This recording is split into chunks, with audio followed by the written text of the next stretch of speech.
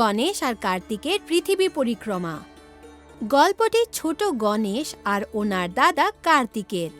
দুজনে খেলতে খেলতে একদিন জঙ্গলে হাঁটতে যায়। অনেকটা হাঁটার পর একটা গাছের নিচে ফল দেখতে পায়। গণেশ ফলটা নিচ থেকে তোলেন আর কার্তিক ওনার হাত থেকে ফলটা নেন। গণেশ, এটা আমার ফল, কারণ ফলটা আগে আমি পেয়েছি, ফলটাকে আগে আমি দেখেছিলাম, তাই এই ফলটা হলো আমার। না না কার্তিক দাদা, তুমি হয়তো আগে দেখেছো, কিন্তু আমি আগে তুলেছি, আমি স্পর্শ করেছি আগে, তাই এটাকে আমিই খাবো দাদা। গণেশ, আমি তোর চেয়ে বড় না?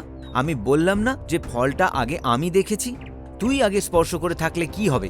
আগে তো আমার নজর এর উপর পড়েছে, তাই না? তাই আমি এই ফলটা খাবো। আস্তে আস্তে কার্তিক আর গণেশের মধ্যে ঝগড়া আরও বাড়ে।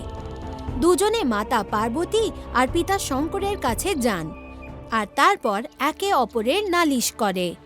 পিতা, দেখুন না, গণেশ সমানে আমার সাথে জেদ করে চলেছে।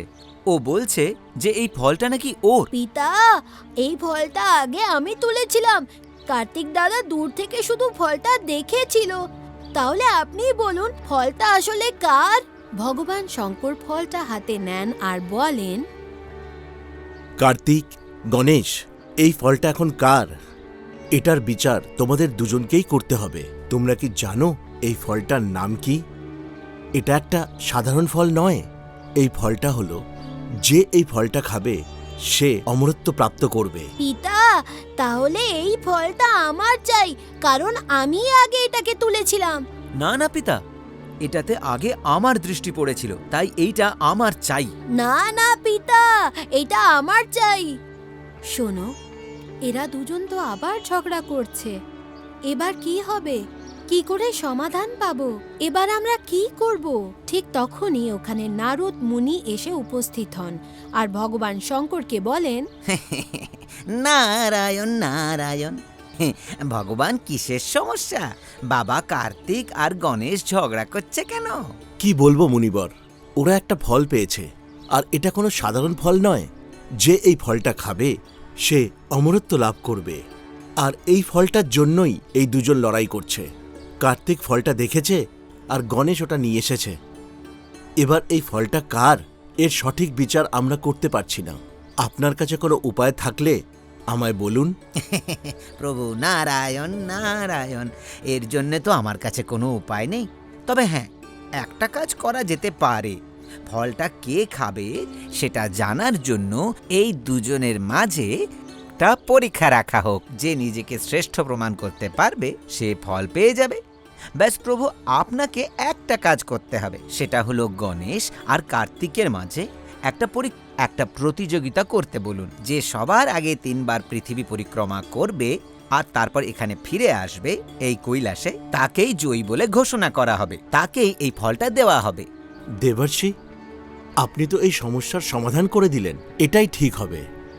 গণেশ, কার্তিক, তোমরা দুজন কি প্রতিযোগিতার জন্য তৈরি? এই ফলটা পাওয়ার জন্য আমি সব কিছু করতে রাজি। আমি এই প্রতিযোগিতার জন্য একেবারে তৈরি। এই প্রতিযোগিতা কোনো বড় ব্যাপারই না। আমি জানি যে এই প্রতিযোগিতায় আমিই জিতব, আর বাস্তবে এই ফলের আসল মালিক তো আমি তৈরি পিতা। ঠিক আছে, আমি তোমাদের আদেশ দিচ্ছি, যে পৃথিবীকে 3 বার প্রদক্ষিণ করে তোমাদের দুজনের মধ্যে আমার সামনে যে আসবে, আমি নিজে তাকে এই ফলটা দিয়ে দেব, আর আমি তাকে বিজয়ী ঘোষণা করব। এই বলে কার্তিক নিজের বাহন ময়ূরের ওপরে বসে আর নিজের বাবার আশীর্বাদ নিয়ে পৃথিবীর পরিক্রমা করতে বেরিয়ে পড়ে। গণেশ মনে মনে চিন্তা করে, আমার বাহন তো ইঁদুর, ওর ওপর বসে আমি তাড়াতাড়ি পরিক্রমা কি করে করতে পারবো? আমার মনে হচ্ছে কার্তিক দাদা এই প্রতিযোগিতা জিতে যাবে। এরকম হলে তো আমি হেরে যাব। আমায় কিছু একটা করতেই হবে। গণেশ, কার্তিক তো তার নিজের বাহন নিয়ে চলে গেছে। তুমি এখানে দাঁড়িয়ে কি ভাবছো বলো তো? তুমি কি প্রদক্ষিণ করতে চাও না? তুমি কি বিজয়ী হতে চাও না? তোমার বাহন নাও আর প্রদক্ষিণ করে এসো। ভগবান শঙ্করের এই কথা শুনে গণেশ বলেন, হ্যাঁ পিতা, আমি এক্ষুনি পরিক্রমা শেষ করে আসছি। গণেশ হাত জোড় করেন আর ভগবান শঙ্কর আর দেবী পার্বতীর পাক খেতে থাকে। নারায়ণ নারায়ণ, ভগবান গণেশ তো আপনার আর মাতা পার্বতীর পাক খাচ্ছেন।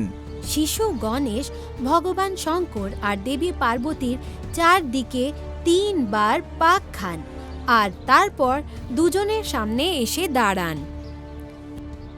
সে কি, তুমি আমার আদেশ পালন করলে না তো? এভাবে তো তুমি বিজয়ী হতে পারবে না।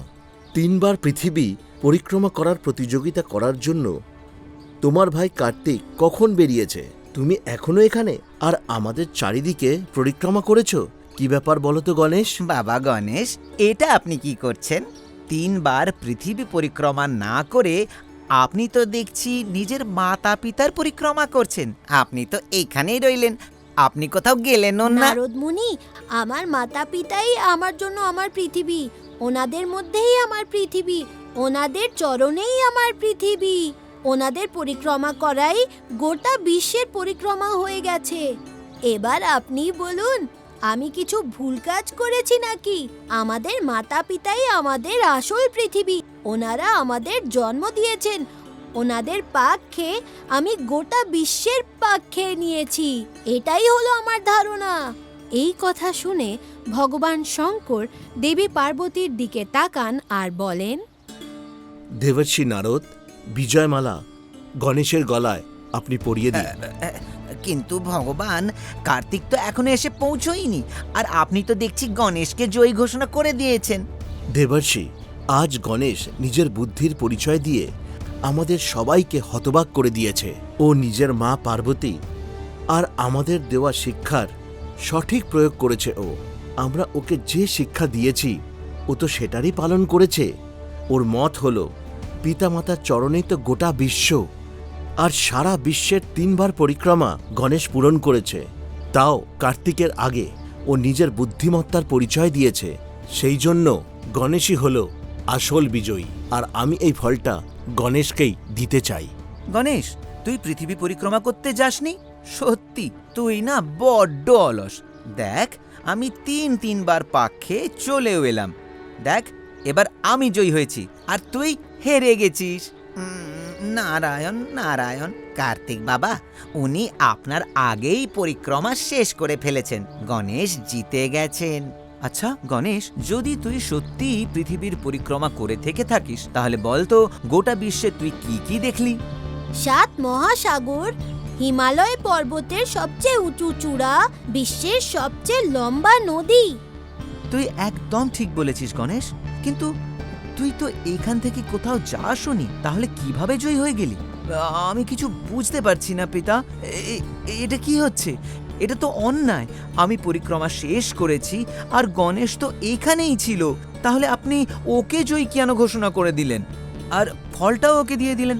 পিতা, এটা নিশ্চয়ই গণেশের চালাকি। এটা ঠিক না, একদম ঠিক না।